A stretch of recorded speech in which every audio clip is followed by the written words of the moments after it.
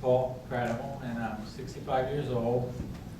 And my main occupation, my adult life, was a librarian. I was a librarian at Escondido Public Library for 27 years, head of the Adult Services Department.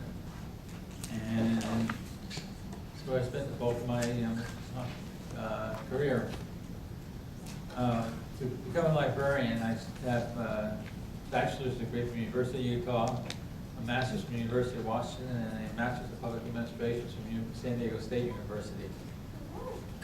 But I'm originally from Pennsylvania. Oh, okay. So I was born in Virginia. My father was in the Army and was raised in Pennsylvania, so I traveled around a little bit. It's an interesting story how I was diagnosed with Parkinson's. It starts off as one night I fell into our bathtub. The house we had a second bathtub. For some reason I decided not to turn the light on. And I was walking around the bathroom and I slipped on the rug and I fell into it and I cracked a rib and hurt my shoulder. And of course, being you're probably familiar with what a frozen shoulder is.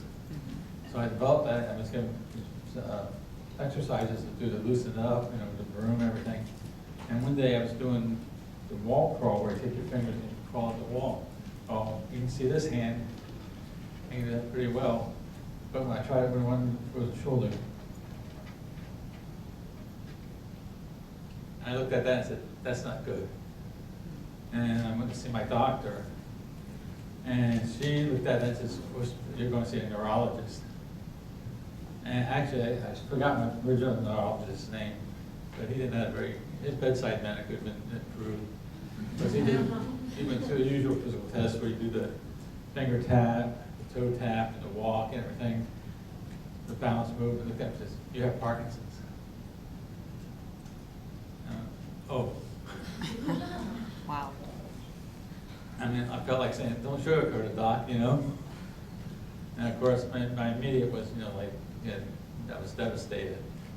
But then I had signs of it several months before because my gait had changed a little bit. People had noticed that. Actually, at the library, I was helping people walking around the aisles.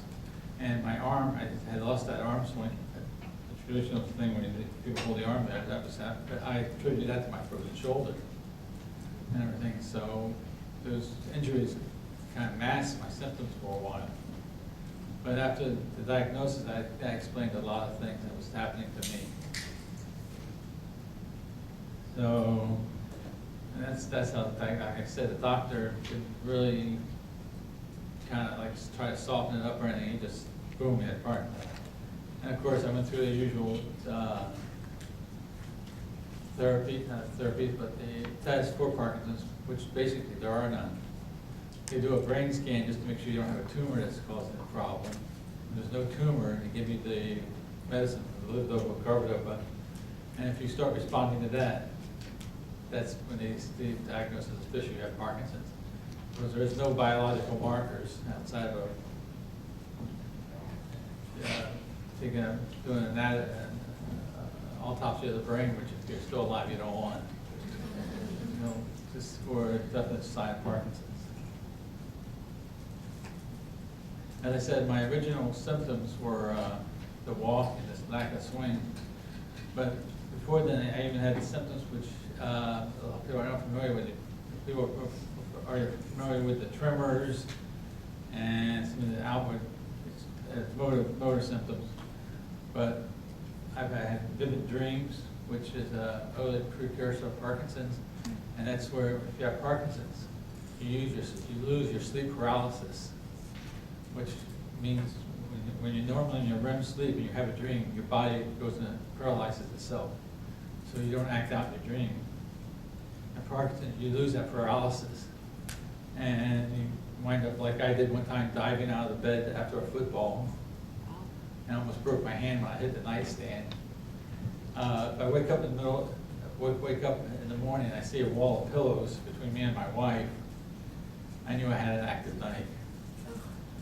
And I guess the most, on my part, funny, if you thought the thing was too funny, is one night I dreamt I was riding a horse, galloping. I had the bridle going. All of a sudden the horse started talking. let go of my hair. My wife has a long ponytail. I had a hold of the ponytail and was whipping it. Oh. You know. And, oops, sorry, honey. You know. But those are all precursors. Can be precursors to Parkinson's, which you find out these things. What has the most impact on my life has been the fatigue part of it. I tire a lot more easily. I used to do a lot of backpacking. I tell everyone, like 8 years ago, a friend and I hiked up to the top of Half Dome in one day and back. It's a 14-mile round trip with a significant elevation gain. I thought I'd be able to do that today. And that's impacted like my retirement plans, because I had planned to do parts of the John Muir Trail. I was very active outdoor-wise. Now most of my outdoors just small day hikes, 3, 4, 5 miles. It's impacted that. Other things, of course, I'd had other medical problems that also impacted that. I have coronary heart disease, which the doctor looked at my blood and everything. He said, you know, you just got hooked with some bad genes. So I have 6 stents in my, so. In fact, my wife got mad because I had angina one time when I was out hiking. I didn't tell her. So finally got to the point where I finally had to admit something was wrong. And that's kind of what led up to my retirement, because I had a angina attack at work. And once you carry it out on a stretcher, it's about time you retire. Other symptoms with Parkinson's, like I was saying, you know about the tremors, the motor symptoms. Right now I'm doing pretty good because my medicine is on. If you would see me around 12 in a couple of hours, you'd notice a whole change. You know, the side of my body, this side of my body would be much more rigid. If you saw me walking, you would notice my arm swing is gone, and also right here doesn't. So my walking, my gait hitting the floor. And right now, also I'm doing pretty good because, as my favorite neurologist told me, the first 5 or 6 years you're in the honeymoon stage, where the symptoms aren't too bad, but then after about 6 years, if you are unlucky with it, it'll start progressing where you get more and more of the other symptoms coming on. If you have any questions, let me know. I want to take questions. So there's problems. Like I said, when I was diagnosed, my first reaction was, I cried. I got home and saw my wife. I told me both, because until you have a progressive debilitating neurological disease, it's not a good thing to hear. And sometimes it's amazing how some of your friends can be, let's say, insistent. Like they say, it could be worse. You could have, some, ALS, MS, or whatever. I felt like saying, gee, if someone says you got cancer, so what cancer? Well, you can have a worse type of cancer. Aren't you lucky? So I was a little surprised at that. But most of my friends have been very supportive and helping me, because I don't hike as fast as I used to. And so they've been accommodating my limited abilities. I'm going to try to get back in shape. Hopefully I want to be able to do some longer hikes, so that's one of my goals, is to increase my endurance. I think that's been one of the biggest changes has impacted is the fatigue factor. It's really bad when, after you do the dishes, you just want to sit down and rest for a half hour, just because it takes it out of you. And I try to explain to my wife, this is not like, after I did this 14-mile hike on Half Dome, I was tired. But nothing like the tiredness you feel. You just feel right to the bone. You just, if you want to get up in the morning and just do one little thing, and then suddenly you just want to go right back to bed. And it really impacts what you do. And this depression. And there's a debate about depression. It says Parkinson cause it depression. Or are you depressed because you got Parkinson's? It's the chicken and the egg. And I think probably it's a combination of both. And all those factors do add up to that.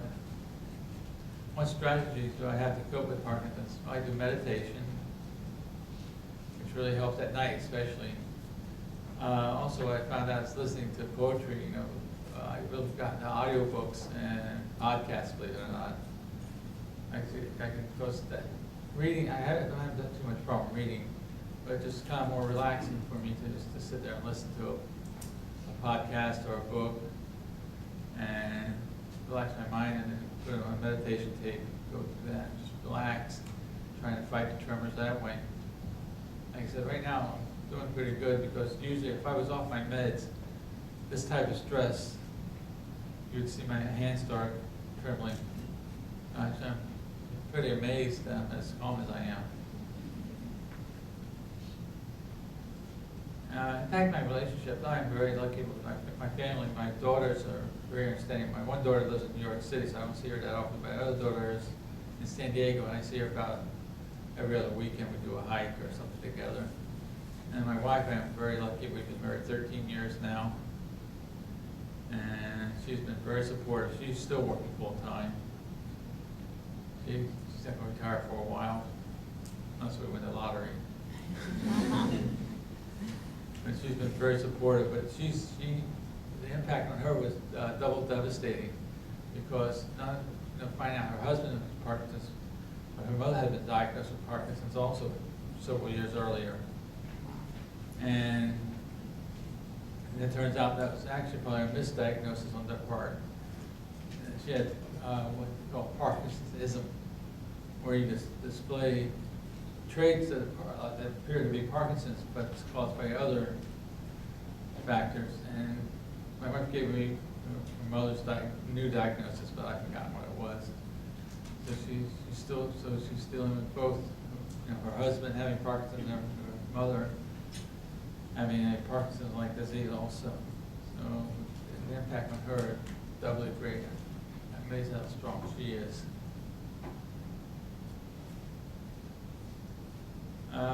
Has it changed my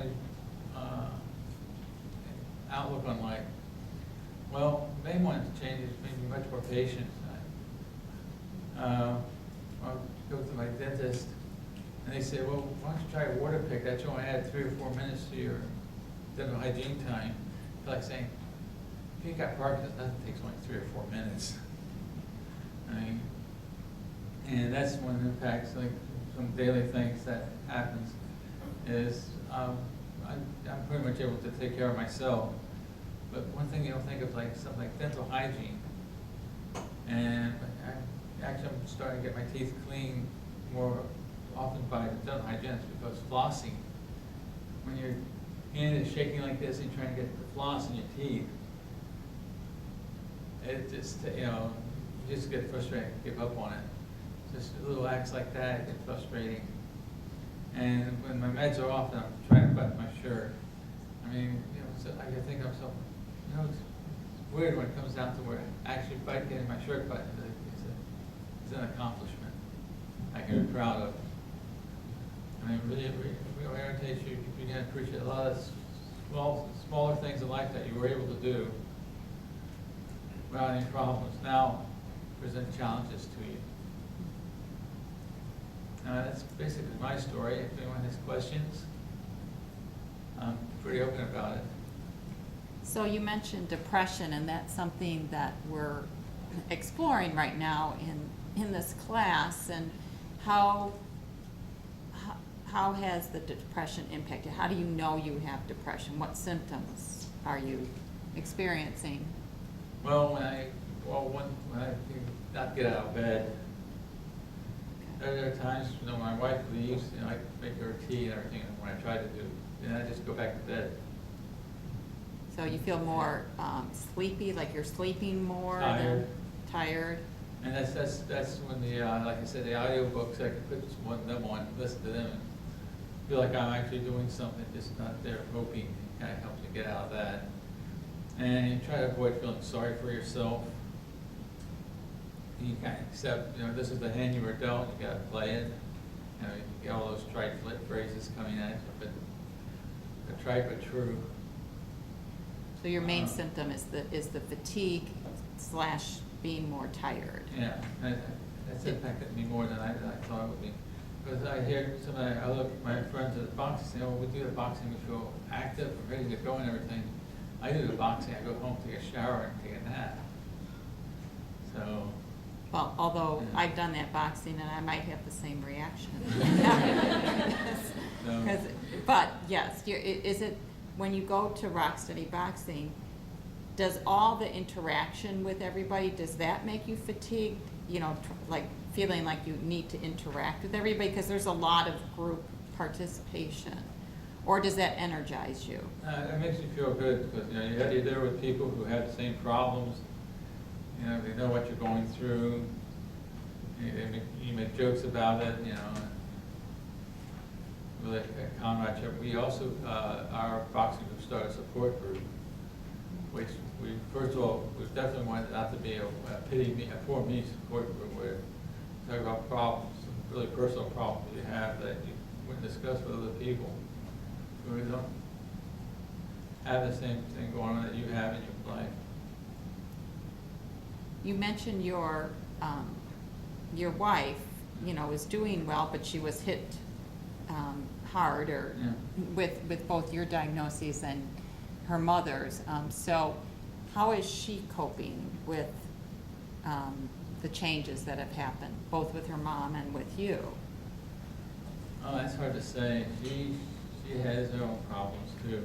I think a lot of her, she has some health problems. I think a lot of it is stress related.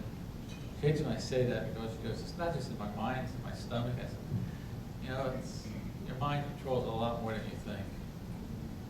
So,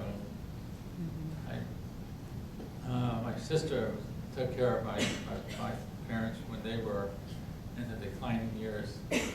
And my wife asked her, how did she cope? She was still off. Yeah. So, you know, I said, you know, if you need that, you know, don't be afraid to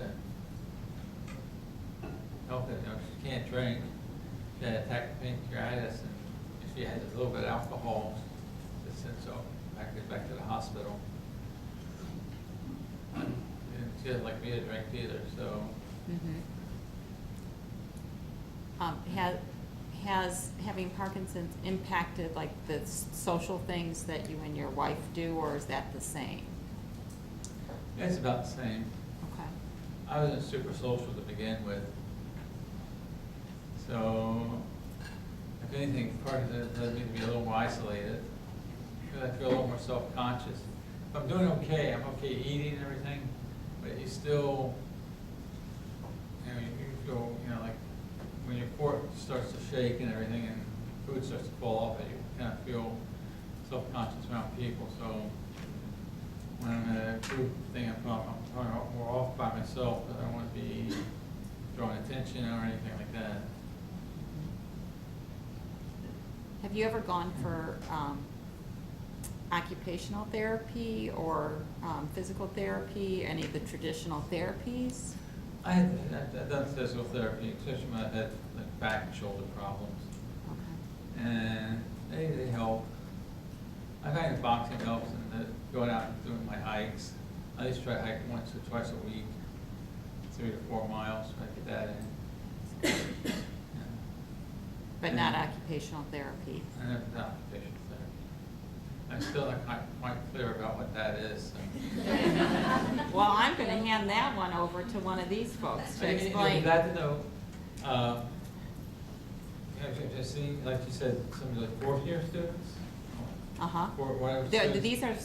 These are second term. We have 4 terms of academic, and then the fourth term students. Fourth term students who have been coming to Rocksteady, and when I'm down at the adult point lab with the physical therapy students, I said, why? And they're like, why don't we see you guys there?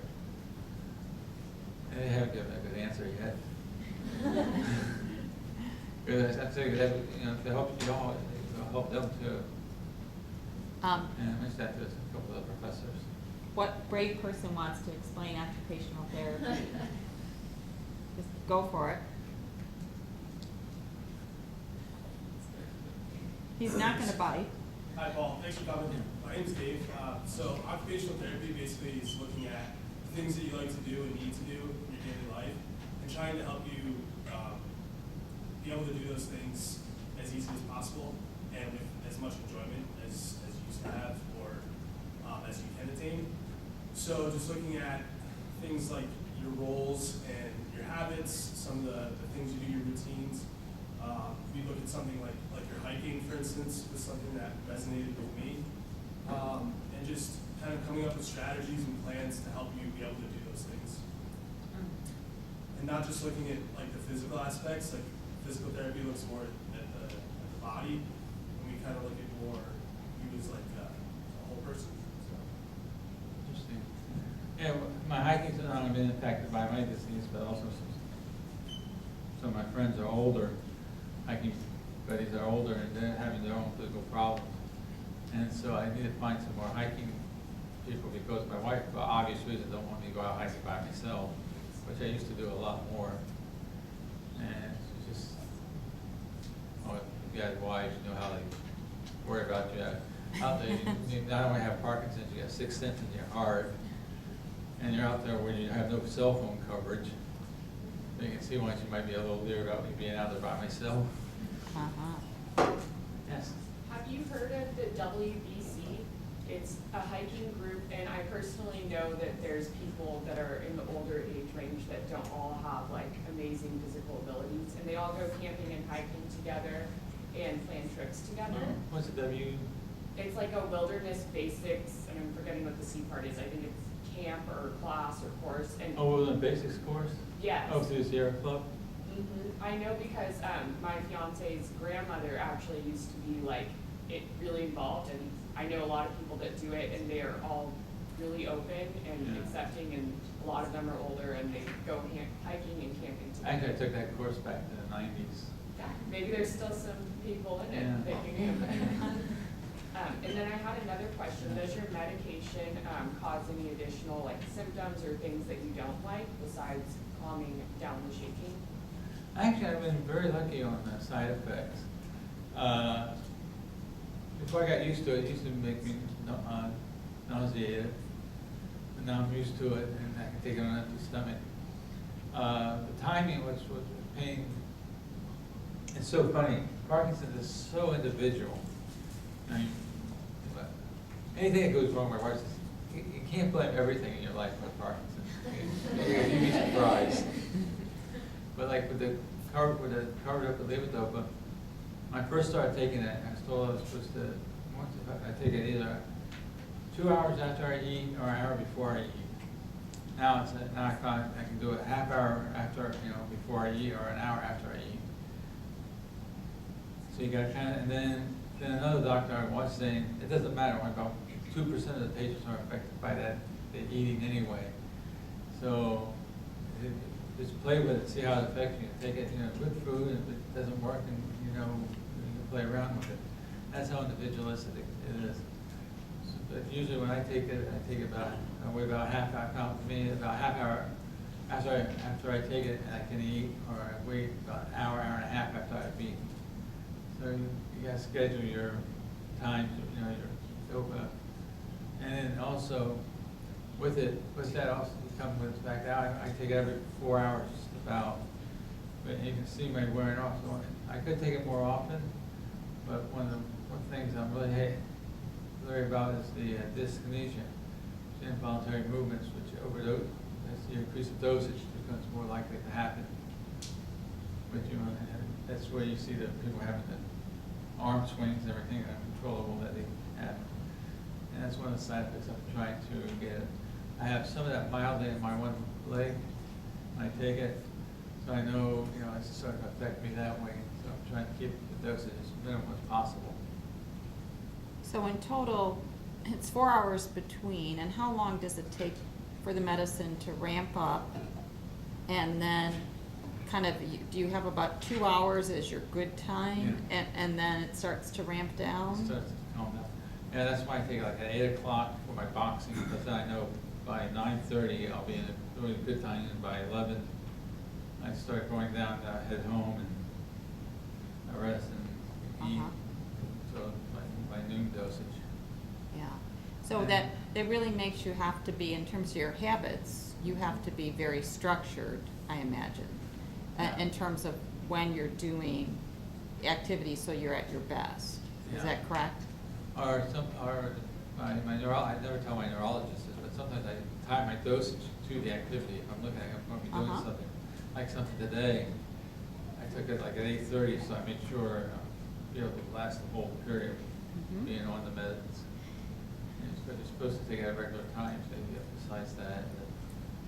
I play around with those times, you know, the activity. If I'm looking at if I'm going out to a social event, I don't have anything planned for that, most of that day. I'll actually hold off and then take my medicine closer to the social event, so I'll be on during that time. Because if falls say around 4 o'clock, where I would normally take a med, I would wait for my second dosage to maybe 3 and take it, so I'll be on for that time. And just put up with any symptoms I have for that down period, because I'm at home. You know, I can sit down and rest and watch TV or something. Right. But you know, they're supposed to do that, but I know what's best for me. Exactly. How do you handle transportation? Do you still drive? I still drive. I don't, my wife doesn't let me drive very far, like I said, she's worried about that. And I'm gonna probably get a handicap sticker sooner or later. They'll be informed that DVD I have Parkinson's.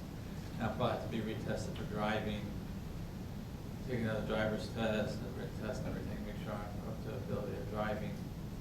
Also, we had one person who was talking about Parkinson, they have lawyers who seem to specialize in going after Parkinson's patients who are in accidents.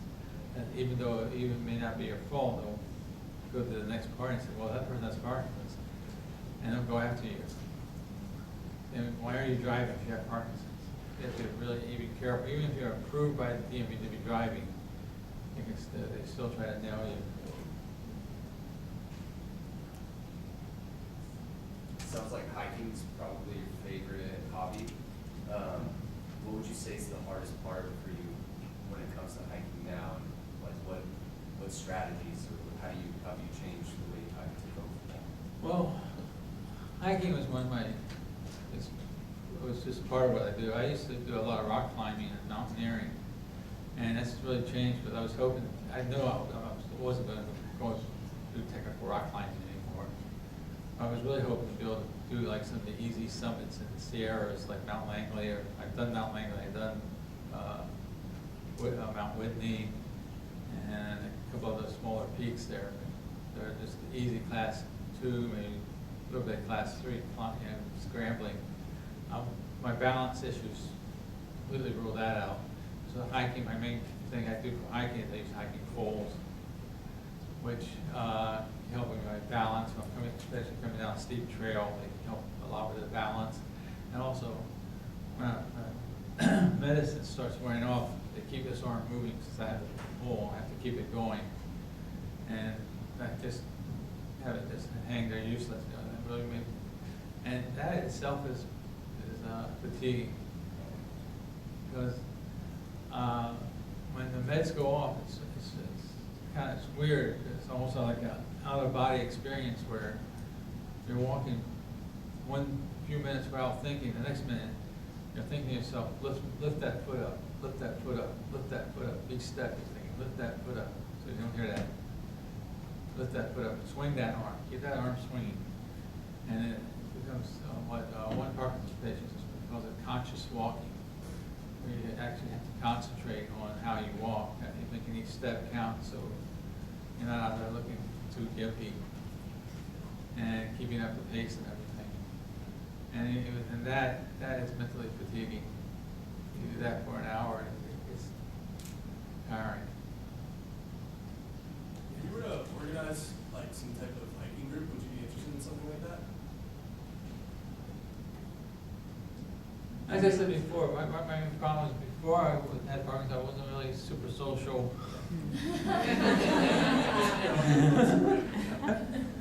You know, I like my big thing. I never really went out in groups. I usually went out with myself or 1 or 2 other people. So I agree. I usually hike by myself too, but I'm just trying Yeah. to think of ways to. I probably, if I really put effort into it, right now we've been dealing with my mother-in-law's, she's in a rehab home and they might be getting her into hospice, so that's been preoccupying us for the past year. But once we get that settled down, that'll probably be something I'll probably be looking into. I mean, keeping a lot of my time open to help my wife out with her problems on that, with her mother. Yeah, I tried groups, and I belong to the Sierra Club, but I just never got into a lot of group hiking. Even if you just wanted one or two people to hike with, I think there's a lot of us that hike. Just, Yeah. it's up, obviously it's up to you, but just the options there. I know you like to hike, I like to hike. You ever need a couple hiking buddies? Oh, give me your phone number, yeah. Yes. Are there certain contexts or scenarios that seem to exacerbate your symptoms at all? For my uncle, he has Parkinson's, and I know that when you would try and cross a crosswalk or enter an elevator, he would get stuck. Are there any contexts? I'm lucky, like I said, I'm in the honeymoon period right now, where I don't have too much freezing. Where you will really see my symptoms come out is like when I'm in my off period, when you see my meds starting to go down. Like a situation like this, I'm up here, I think I look fairly calm. But if my meds would start, as they start to wear off, you would see my arms start to shake and tremor like that, a whole bunch. Any type of stress. It's really bad, you know, my wife, don't get stressed out. I'm not stressed out. Your arm is shaking. It's my Parkinson's. Good stress, bad stress, any stress does that, so. Sometimes when freezing is, like sometimes when I stand up and I'm in a kind of a narrow spot between a table and a chair, I might freeze and have to stop and orientate myself and to be able to move out of that space. As freezing, like going to it, looking at stripes or something like that, so far I've been looking at that problem. How long have you been attending the boxing gym, and how has like that impacted and helped for you? About 2 years. It's got me in better shape than I would have. I mean, I think the main thing about that, I guess, you know, I say about not being in a group, well, there's this one group which, you know, they say it's important to do as your medicine, so I look at it almost as medicine. And I have to get up, I have to get ready, and I have to go, because it's part of my medical treatment. And just, otherwise, I could stay in bed sometimes all day.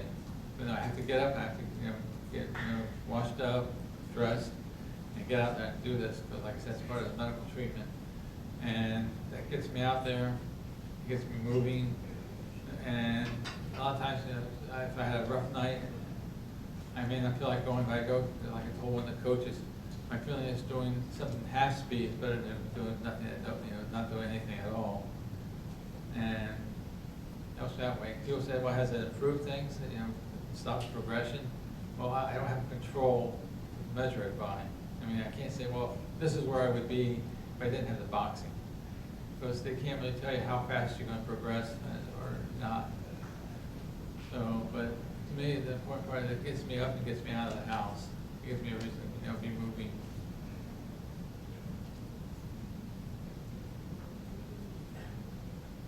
You mentioned like that eating, one of the things like that socially pulls you back is eating. Do you ever use any like weighted utensils or like built up handles or anything like that? Not yet. I think it's more, the problem is where you're more self-conscious about it than people noticing. It's like the same thing with my walking. I mean, I think it feels more exaggerated to me than what it looks like to other people. You're just so aware of it. I'm more aware of it, you know. Hopefully, I mean, and also to me, like, it's like admitting it's really happening, and once I make that step and everything, and you want to kind of put that off as long as possible. It's like I said, I qualify for a handicap parking spot sticker, which I hope I don't get a ticket right now. No, there, you're, okay. They're parking handicap spot. One of them shoot you, that Florida thing. But I put off that, but that's like kind of admitting that, yeah, I really have it, you know, and you want to put some things off as long as possible.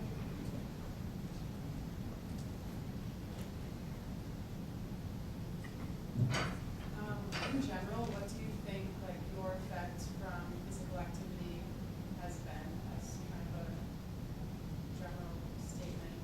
Do you see a difference from a long-term effect, like you have increased more energy, or what do you think you would be like if you didn't participate in so much physical activity?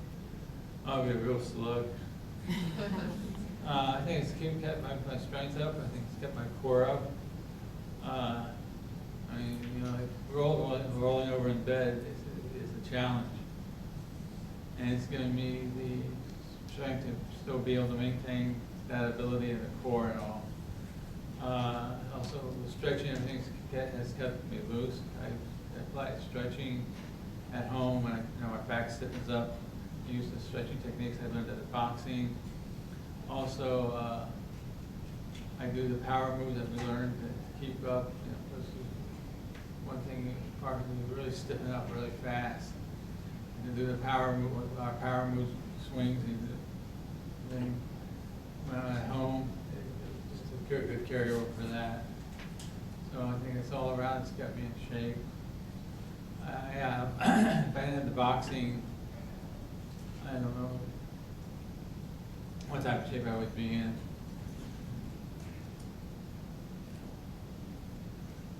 It really helps, you know. And like I said, also the most important thing, gives people reason to get up and just do it, because you have a class, you know, especially being my Pennsylvania Dutch background, being as frugal as we are. I paid for it, I've got to use it. You know. I don't know much about the Pennsylvania Dutch, but their motto is make do or do without. Which my wife hates when I say that. Anybody else any questions? I think it was interesting. I have to tell the story. It's cute. When my mother was in rehab, she was an occupational therapist, and she was making a little tray, you know, putting marks again and painting it. And I was sitting there watching. She goes, "Oh, Paul, why don't you paint this for me?" And I said, "Oh, sure, Mom." And I picked up the brush. All of a sudden, I heard the therapist go, "Mrs. Cradhell, you know what that's for. You're supposed to be doing that." I went, "Oh, yeah." That's cute. You can see my mom, like, folks try to lose all the things we don't want to do. So if you had to give some ending advice to these students about being aware of working with people with chronic disabilities, is there any like overall advice that you can give them? Well, my advice would be, look at the person, and you'll probably see the outward manifestation of the illness.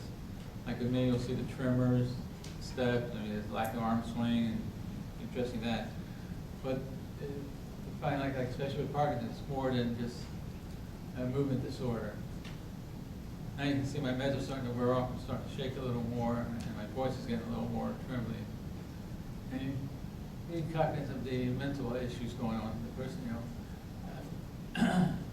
you may see, like with my mom, you may seem like they're trying to get out. You know, apathy is one manifestation of Parkinson's, where you may be working with a person and say, well, why don't they seem to care more? Well, that might be a manifestation of the disease. It's not the person who really is apathetic. It's just part of the illness that you have to deal with. Same like with the depression. You can't tell someone just to snap out of it. Cheer up. Like I said, they don't know, are you depressed because you have the illness, or is this illness that causes the depression?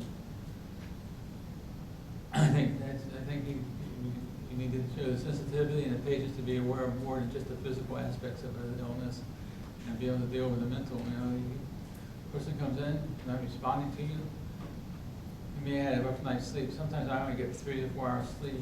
Luckily, I've been taking melatonin, and I've been getting about 5 to 6 hours sleep now. But before, I would wake up at 2 o'clock in the morning and not go back to bed till 5, and then get up at 7 and try to make boxing. So I think that's type of awareness is the most important thing. It's not only the physical, but the mental aspects of it, that you don't see it. You have to ask the person, roundabout ways to find out what's affecting them. Excellent. Any other questions? Well, let's give Paul a big round of applause.